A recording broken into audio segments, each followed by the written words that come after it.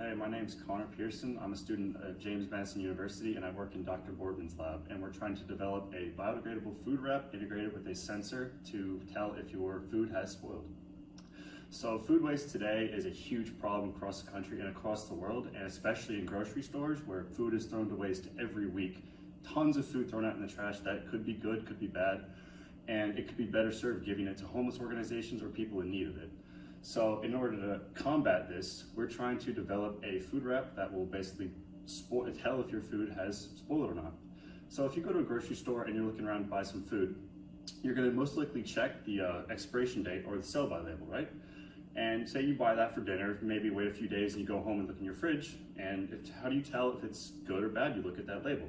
That label may be accurate, it may be not. So the only way to tell if it's maybe a day or two late on the label is to open it up and smell it using your nose, your smell test.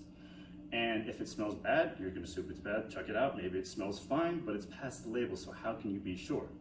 So this is where our sensor comes into play. This sensor acts as your nose and constantly smells your food for you as it's integrated over your food wrap that develops your meat.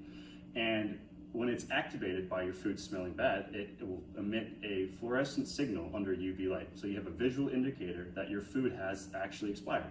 So this is applicable especially in grocery stores, as they can use this to determine, okay, this food is bad, this food is good, and not go by a standard label, which can be inaccurate. And it can actually provide a way to give the good food that even if it's past the sell-by date, you could give this to like homeless organizations and things like that. And they're like, this is good, you guys can have this, we're gonna chuck this out because this is bad, no one should eat this. So it's a great way to hopefully reduce food waste across the world and hopefully get one step closer to reducing world hunger.